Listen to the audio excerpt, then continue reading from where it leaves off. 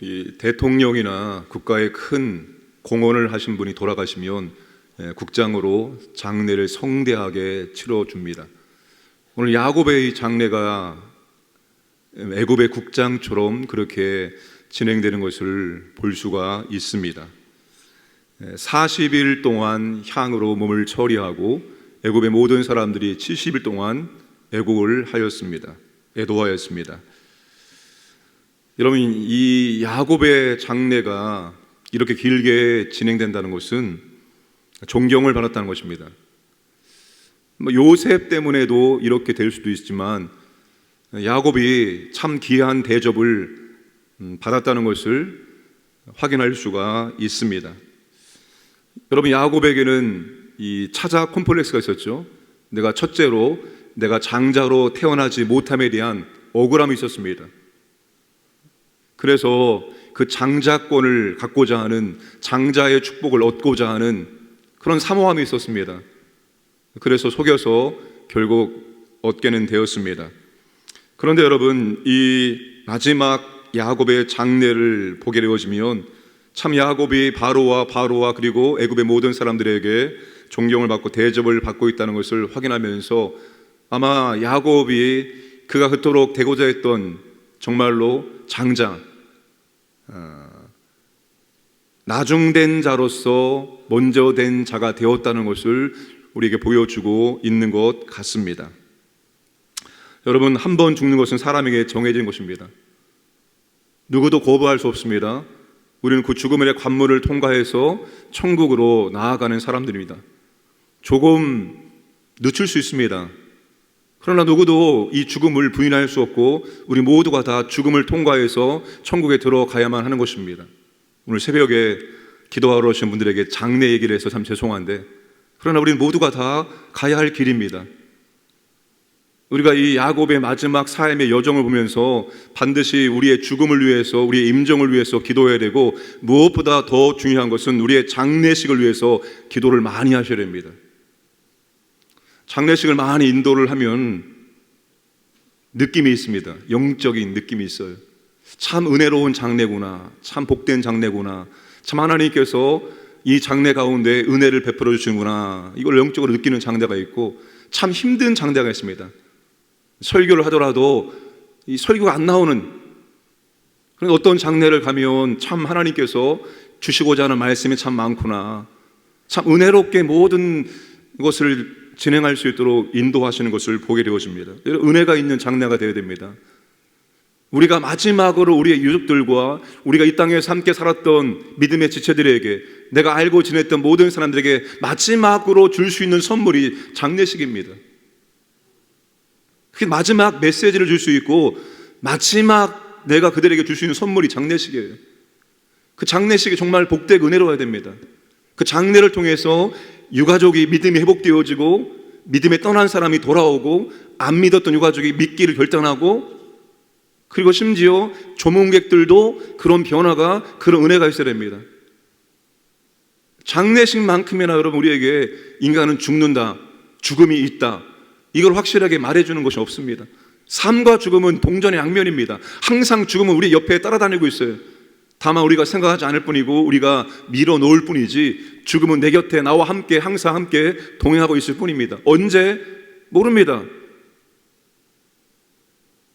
태어날 때는 언제 예정일이다라고 우리가 알고 있지만, 죽을 때는 예정일이 없어요. 언제 어떻게 갈지 아무도 모릅니다. 그래서 여러분, 우리가 반드시 우리의 임종을 위해서 기도해야 되고, 우리의 장례가 참으로 복된 장례, 은혜로운 장례가 될 수 있도록 기도를 많이 하셔야 되는데, 그러려면 올바른 믿음의 삶을 사셔야 됩니다. 제가 여러분 장례식 때 설교할 수 있는 거리를 만들어 주셔야 되는 거예요. 네? 설교할 거리를 만들어 주셔야 돼. 아름다운 영적인 추억을 다시 말할 수 있도록 그런 믿음의 삶을 사셔야 되는 거예요. 정말 이분이 정말 직분을 받더니만 180도로 달라졌어. 직분 받기 전과 직분 받은 이후의 삶이, 믿음이 완전히 달랐어. 참 멋있는 삶을 살아갔고, 이분을 기억하면 이런 아름다운 영적인 추억이 있었지. 여러분, 장례식 설교는 그런 아름다운 영적인 추억을 나누는 시간이 되어야 됩니다. 근데 그렇게 믿음의 삶 못 살면 나눌 게 없어요. 말할 게 없습니다. 저로 하여금 장례식에 은혜를 나눌 수 있도록 영적인 추억을 많이 만들어 주시기를 바랍니다. 그래서 그 장례식이 은혜로운 장례식, 복된 장례식, 하나님이 임재하시고 역사하시는 장례식, 그 장례식에 참여한 모든 분들이 정말 하나님이라는 분이 살아계시고 사람이 죽으면 끝나는 것이 아니라 죽음 이후에 무엇인가 있나 보다 느끼게 만들어주는 그런 장례식이 될 수 있도록 우리는 믿음의 삶을 살고 아울러 기도해야 합니다. 하나님의 은혜를 주시는 그런 복된 장례식이 될 수 있도록. 자, 요셉이 바로에게 야곱의 유언을 전하며 가나안 땅의 아버지를 묻고 돌아올 수 있도록 허락을 받습니다. 자, 이 야곱의 장례 행렬을 보시면 어마어마합니다. 마치 왕이 행차하는 것 같은 그런 모습입니다. 7절 말씀 보시면 요셉이 자기 아버지를 장사하러 올라가니 바로의 모든 신하와 바로의 궁에 원로 들까 애굽 땅의 모든 원로와 8절에 요셉의 온 집과 그의 형제들과 그의 아버지의 집이 그와 함께 올라가고 9절에 병거와 기병이 요셉을 따라 올라가니 그 때가 심히 컸더라. 이 야곱의 장례 행렬 마치 왕이 가는 것처럼 장엄한 그런 장례 행렬을 보여주고 있습니다. 그런데 이 장례 행렬이 어느 길을 통해서 가나안 땅 막벨라 굴에 이르게 되고 있느냐, 이게 중요합니다. 10절 말씀 보시면 요단강 건너편 아닥 타작 마당에 이르러. 이 아닥 타작 마당은 지리적으로 요단강 동편에 있습니다. 여러분, 야곱의 장례 행렬이 왜 요단강 동편 넘어갑니까? 요단강 동편으로 안 넘어가도 그냥 쭉 올라가면, 고센 땅에서 그냥 길 따라 올라가면 가나안 땅에 들어갈 수 있는데 굳이 요단강 동편으로 건너갑니다. 훨씬 더 긴 길을, 먼 길을 돌아가는 것입니다. 이 길은 시내 반도를 가르질러 가데스 바네아를 거친 후 사해 동편으로 북전하고 거기서 요단강을 건너 헤브론 땅에 들어가는 코스입니다. 굳이 이렇게 안 가도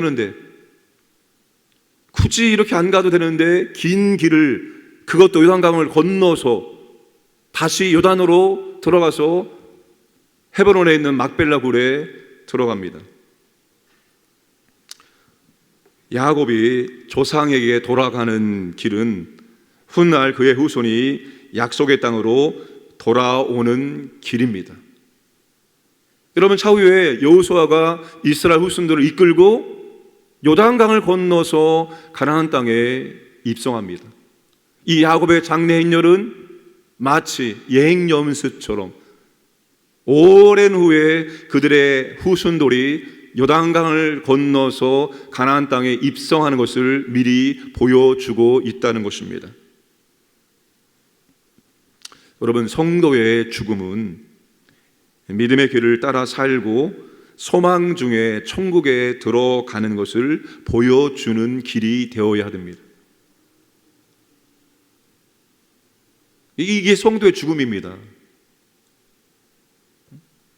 신앙의 길을 보여주는 것, 믿음의 길을 보여주는 것. 저렇게 믿음의 길을 따라 믿음대로 살다가 저렇게 천국을 소망하며 천국에 들어가는 것이구나, 그게 신앙생활이구나, 그거를 보여주는 것이 되어야 됩니다.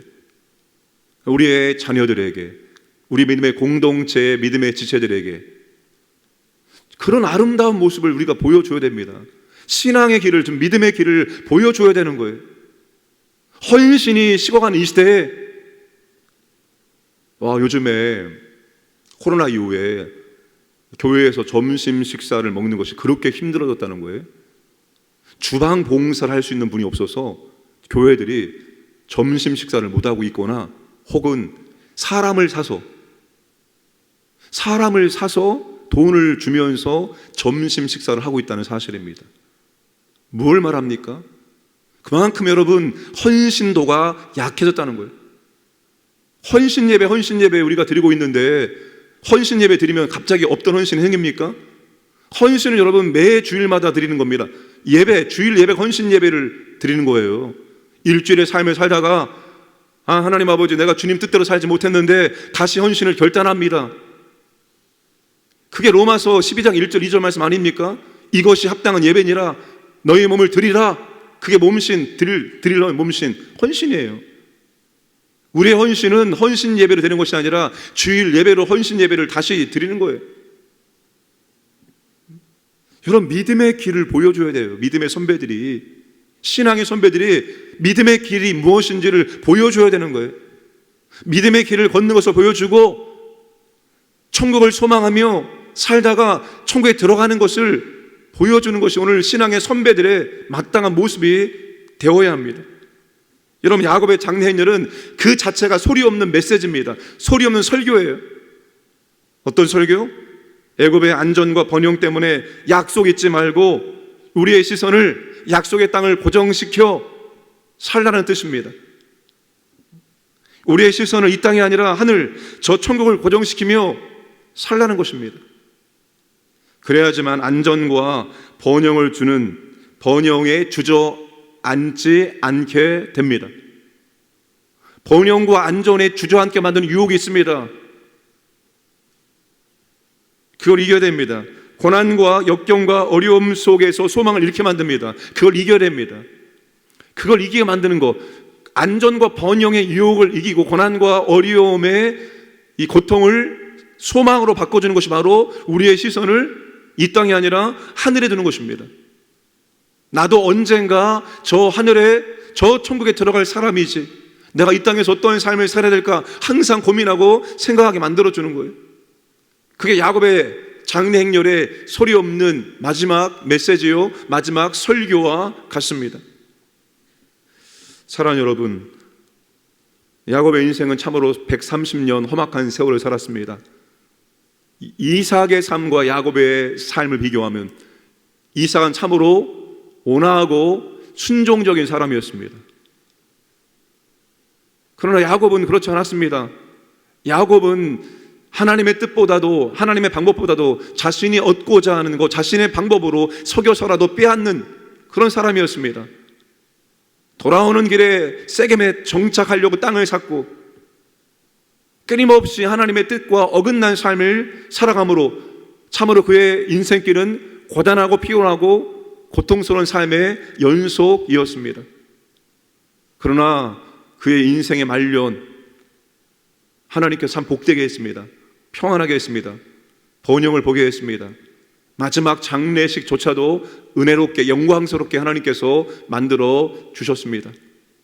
여러분, 우리는 어쩌면 이삭보다도 야곱에 더 가까울 수 있습니다. 그러나 우리가 성경을 통해서 보는 게 뭡니까? 야곱의 인생처럼 자신이 원하는 것, 자신의 방법대로 얻고자 하면 그만큼 고생하는 삶을 사는 거예요. 안 겪을 고생과 고난과 아픔을 겪어야 한다는 것입니다. 그렇게 하지 말고 우리는 지금부터라도 하나님의 뜻에, 하나님의 말씀에 온전히 순종하는 삶을 살아가려고 애를 써야 하는 것입니다. 아름다운 믿음의 길을 만들어가는 것입니다. 내 인생 길을 돌아보면 아름다운 영적인 발자취를 남겨놓는 겁니다. 오늘 하루가 여러분 또다시 우리는 영적인 발자취를 찍어놓는 것입니다. 우리의 삶 하나하나가 쌓여서 전체 인생의 아름다운 믿음의 모습을 만들어 나가는 것입니다. 연말 되면 이제 그만해야지, 제발 그런 생각하지 마세요. 뭘 그만합니까? 주님이 하라고 할 때까지 감사함으로, 기쁜 마음으로 끝까지 우리는 감당할 수 있어야 됩니다. 그게 은혜이고 그게 기회이고 다시는 올 수 없는 주님이 내게 주시는 놀라운 은혜의 선물입니다. 우리가 교회에서 직분받고 사역하고 섬기는 게 놀라운 선물이에요. 그러니까 주님이 하게 하실 때까지 기쁜 마음으로, 감사한 마음으로 최선을 다해서 끝까지 우리가 감당할 수 있어야 됩니다.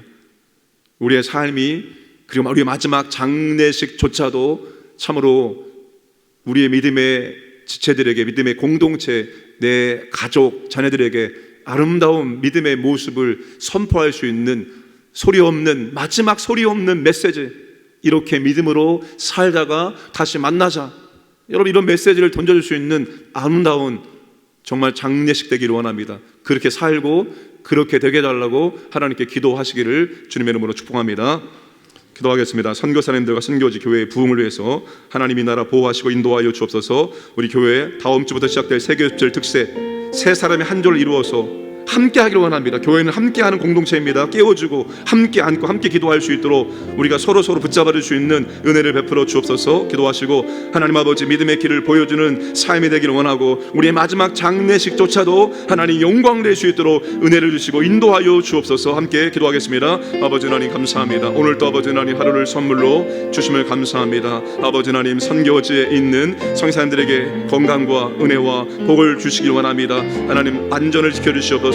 선교지 교회를 보호하시고 선교지 교회를 통해서 하나님 아버지 복음이 선포되어지고 많은 영혼들이 주께 돌아오기를 원합니다. 귀하게 사용하여 주시옵소서. 하나님 아버지 이 나라를 하나님 아버지 불쌍히 여겨 주시옵소서. 하나님 보호하여 주시옵소서. 하나님 아버지 정치인들이 국민들이 한마음한테 되기를 원합니다. 하나 되기를 원하며 여러 가지 위기 가운데 있습니다. 아버지 지혜롭게 감당할 수 있도록 하나님의 지혜와 능력을 정치인들에게 대통령에게 허락해 주시옵소서. 이제 아버지 하나님 교회가 세계협절 특세와 부흥을 앞두고 있습니다. 이때 더 깨어 기도하기를 원합니다. 하나님 아버지 기도의 자리에 모이기를 원합니다. 세계협절로 세 사람이 한 줄 이루어서 깨워주고 함께 기도하고 우리가 함께하는 믿음의 공동체 될 수 있도록 도와주시옵소서. 하나님 아버지 아름다운 믿음의 길을 보여주기 원합니다. 우리의 발자취가 아름다운 믿음의 길 되기 원합니다. 우리의 마지막 장례식도 하나님 아버지 영광과 은혜가 임하는 아름다운 장례식, 소리 없는 메시지 될 수 있도록 하나님 아버지 사용하여 주시옵소서. 인도하여 주시옵소서. 이끌어 주시옵소서.